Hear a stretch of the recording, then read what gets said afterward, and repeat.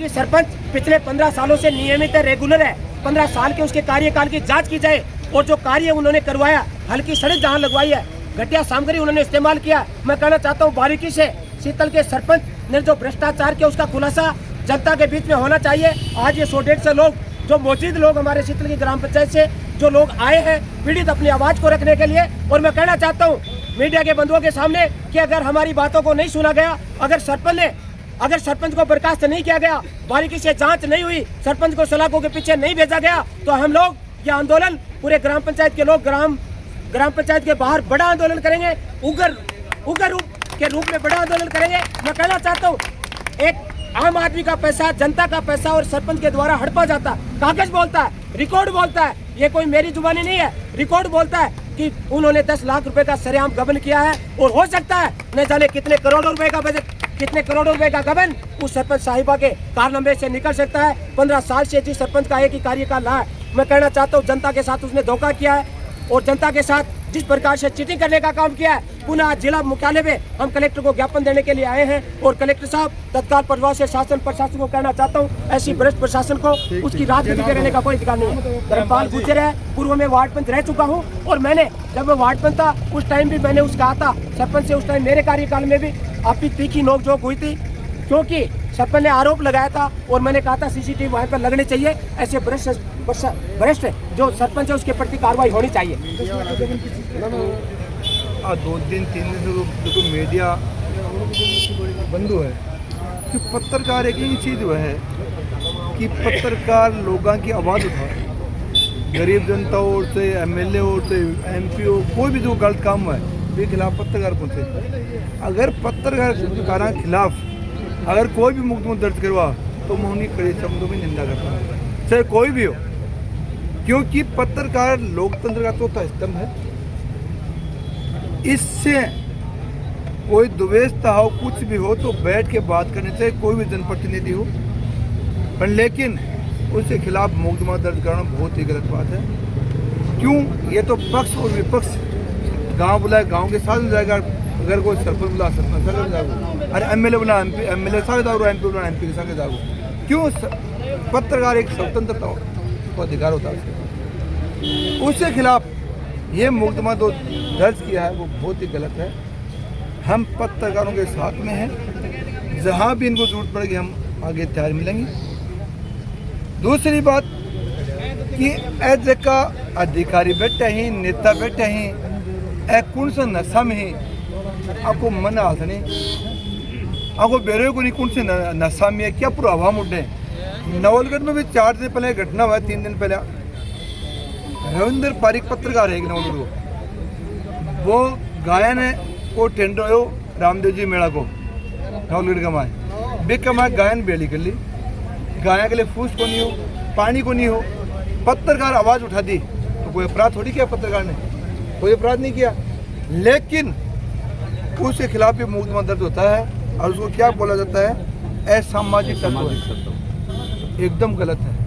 और मुकदमा दर्ज कौन करवाता है?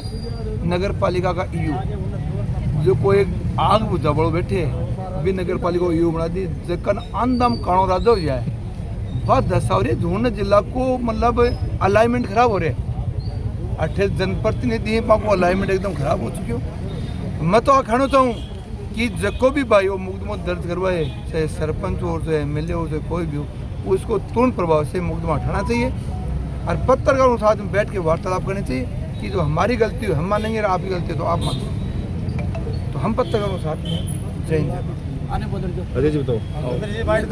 मैं शीतल से रणधीर बोल रहा हूँ। कोरोना टाइम के मैंने जो टंकी है ऊंचे वाली, उसको मैंने खुद ने अंदर घुस के साफ किया था, उसके बाद में साफ नहीं है अभी तक, और पैसा उड़ता उसका, और साइन होते हैं, हमेशा साइन होते हैं हर महीने सफाई का, एक किसी ने नहीं किया। ये गवाही देने के लिए मैं तैयार हूँ। कोरोना टाइम में मैंने साफ की थी उसको, मैंने खुद ने, उसके बाद में कोई साफ नहीं हुई आज तक, हमेशा पैसा उड़ता उसका। सरपंच साहब मिले आगे थे ये चीज़ बात, सरपंच साहब ने 3 बार बोल दी, 4 बार 5 बार बोल दी, कागजों के खड़ा है, हाँ खड़ा साफ हो गई, कभी करवा दी साहब ने, कागजों में साफ हो गई, आज तक साफ नहीं हुई, आज तक ये मैं बोलता हूँ। सरपंच का डाउन पानी क्यों है? सरपंच भी टंकी को पीवा और कटाओ को देखो देखो कौन भी सरपंच दूसरी टंकी है वे खुद का घर तू ये लगा रखा है खुद के घर में उसका पिता।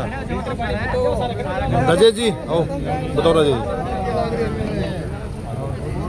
बताओ। आप सभी मीडिया बंधुओं का मेरा राजेश पूनिया का राम राम। 2-3 दिन से ये शीतल गांव के सरपंच साहब का मुद्दा चल रहा था। जनप्रतिनिधि कोई भी हो, जनप्रतिनिधि को संयम रखना चाहिए। गांव के लोग हैं वो आवाज़ उठाएंगे।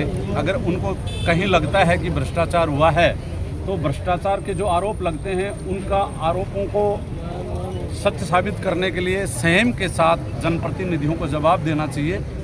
और वो जो समाज की जो जाजम है उस पर सत्य होने के लिए उनको बहुत कुछ करना पड़ता है, संयम रखना पड़ता है। पत्रकारों के साथ मुख्य मुद्दा गांव में भ्रष्टाचार हुआ है, वो एक जांच का विषय है सरकार का। हम उसके बारे में कुछ नहीं कह सकते, वो जांच का विषय है। अगर वहाँ सरपंच जी ने भ्रष्टाचार किया है तो वो एक जांच का विषय है। गांव खड़ा है। आज हमें पता लगा कि पत्रकारों पे एफआईआर दर्ज हुई है, तो शायद ये शेखावाटी में पहला मौका होगा कि पत्रकारों पे एफआईआर दर्ज हुई है और किसी जनप्रतिनिधि ने पत्रकारों पे एफआईआर दर्ज करवाई है। पत्रकार पक्ष की भी सुनते हैं और विपक्ष की सुनते हैं। और ये पत्रकार लोकतंत्र का वो स्तंभ है जो वर्तमान सरकार को संयमित रखने के लिए, वर्तमान सरकार पारदर्शिता से काम करें उसके लिए पत्रकार ही तो एक ऐसा स्तंभ है जो सरकार को डराता है और उनकी कारगुजारियां उजागर करता है और उनके अच्छे काम है वो भी पत्रकार सामने लेके आता है। ये सरपंच जी की बहुत बड़ी गलती है। पत्रकारों पे जो केस किया है इनको अविलंब बिना देरी किए ये पत्रकारों से ये जो एफआईआर दर्ज कराई है, पत्रकारों पे केस हुआ है, ये वापस उठाना चाहिए। और जो भी गांव की बात है गांव की जाजम पे बैठ के ये निपटाना चाहिए। जिला स्तर तक ये बातें अगर आ जाती हैं ऐसी बातें तो मैं तो ये सोचता हूँ कि सरपंच साहब की कहीं न कहीं फैलिए रहे। नवलगढ़ में 2 दिन पहले रविंद्र जी पारिक कोई पत्रकार हैं, पत्रकार बंधु हैं, उन्होंने एक रामदेव जी के मेले के उपलक्ष्य में कुछ जो पशु थे आवारा उनको एक बाड़े में इकट्ठा कर लिया और वो पशु 5 दिन से भूखे थे, प्यासे थे। उनको पानी पीने के लिए 150 गायों के लिए 2-3 गरनियाँ थे, 2-3 छोटी छोटी जगह पे चारे की व्यवस्था थी। पत्रकार भाई ने वो आवाज़ उठाई। बताओ पत्रकार आवाज़ नहीं उठाएगा तो कौन उठाएगा? लेकिन मत्ती मारी गई भजनलाल सरकार की और भजनलाल सरकार के जो विधायक हैं उनकी। आज वो रविंद्र जी पारिक है, उन पे एफआईआर दर्ज हुई है और उनको असामाजिक तत्व बोला गया है। ये कतई नहीं चलेगा। पत्रकारों के साथ अगर ऐसा दुर्व्यवहार हुआ तो हम ये आंदोलन बड़ा करेंगे। और ये आंदोलन अगर नवलगढ़ में पत्रकारों पे केस हुआ है, शीतल में हुआ है और कहीं हुआ है, तो अगर ऐसे चलता रहे तो फिर सच्चाई कौन दिखाएगा? भाई पत्रकारों पे केस करके आप डरा रहे हो, धमका रहे हो, तो फिर सच्चाई दिखाएगा कौन? ये पत्रकार ही तो बेचारे ऐसे हैं जो तुम कौन सी तनख्वाह लेते हो, ये तो बिना तनख्वाह के कर्मचारी हैं। अगर पत्रकारों पे ये भजनलाल सरकार के समय में प्रशासन जुल्म नहीं रोकेगा तो हम आपके साथ हैं और राजस्थान लेवल का बड़ा आंदोलन होगा पत्रकारों के पक्ष में। ये भजनलाल सरकार मुर्दाबाद। पत्रकारों पे ये जोर जुल्म नहीं चलेगा। वो इंदिरा गांधी थी जिसने राष्ट्रपति शासन लागू किया था।